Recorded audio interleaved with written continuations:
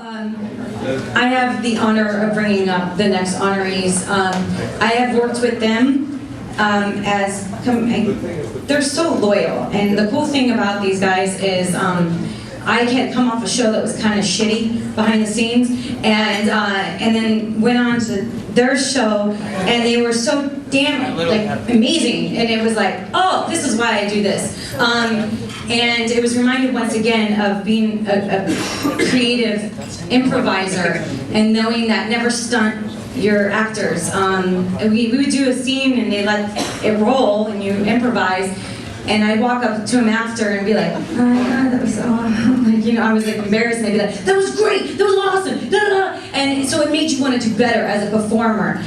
So always remember that when you're with your actors, because it brings out such an incredible performance when you believe in them.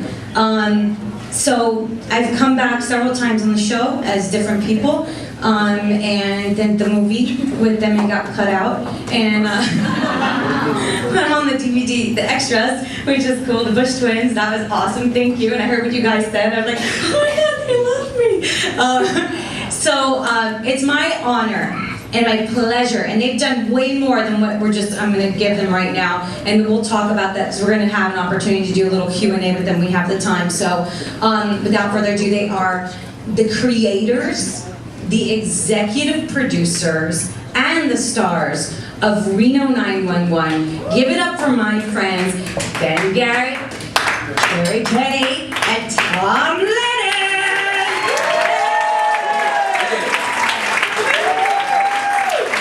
We're just going to ask the basic questions first, and then it'll open it up for you guys too. Whatever you want to share, let us know what's going on with you and everything. But how, this is not the only thing. You guys done Viva Variety all together? This is the only thing we've ever done. This, that's it. It's a film festival. That's it. You're great. You're great at it. And we would like to thank the Bel Air Film Festival this is our first posthumous award. We got one for Reno 911. Yeah. Give it a round of applause. Thank you. We've all wanted a posthumous award, and now we have it. Thank you. This is so cool. We have fun, and almost everybody on this stage has been on our show, and thank you very much for this. This is super cool. Thank you guys. Thank you. It's definitely an honor to honor you guys. But how did it, so you've done Viva Variety, you did all together, the state, you did all together. Tom and Ben and I worked together for this is our 21st year working together. 21st, wow. That's amazing. We don't get out very much and meet other people, obviously. No, being creative though together is actually better than marriage, so that's great. That's 20 years in Los Angeles, that's equivalent to 50. A lot more sex too between the three of us than in most marriages. Good. So how did you guys meet? How did you meet? Carrie and I actually went to theater camp together when we were 16. Not to just fucking gay this out, really gay, but we went to Cherubs. Boo! In your face, stage door! In your face! Yeah, Cherubs, here we go. Yeah.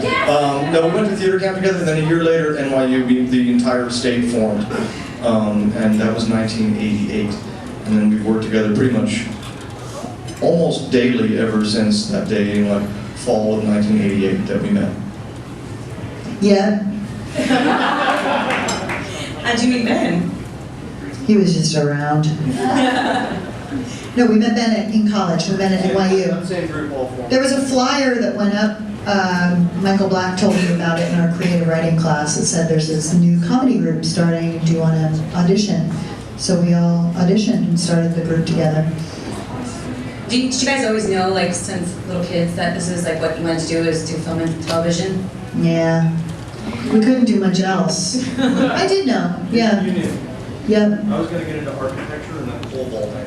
Architectural hall. I'm built like a pole vaulter, it's true. No, that's what I was going to do. No, I didn't know what I was going to do. So this is sort of like Tom's failed, and now he's doing this. I failed at pole vaulting. And then, did you always know or no?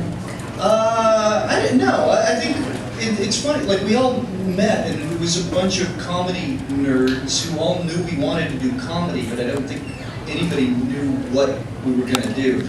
Like, I think we had some kind of dream that we were going to have a TV show that turned into a movie career, but like, I don't think anybody had any like plans. I think for us at that time too, the only thing that there was Saturday Night Live. Yeah. There was no Mad TV. There was, so the young ones and things like that. But I think really there was nothing else to aspire to. Tom's Xing. Yeah, sorry guys. Oh, I should have mentioned that. But there's like Carol Burnett's show and things like that. And No, there wasn't. No, there wasn't. It's just in Miami. You're dating yourself. We're way younger than you. Sorry.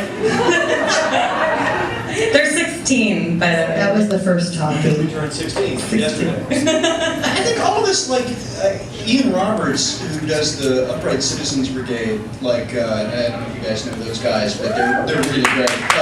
Like, look, in the 80s, like, there was this weird, and calling it punk is way too cool, but there was, like, them and us had this feeling that comedy just sucked in the 80s, that SNL sucked, and like sitcoms sucked, and so people wanted to go and figure out something that was a little bit better than what was on television.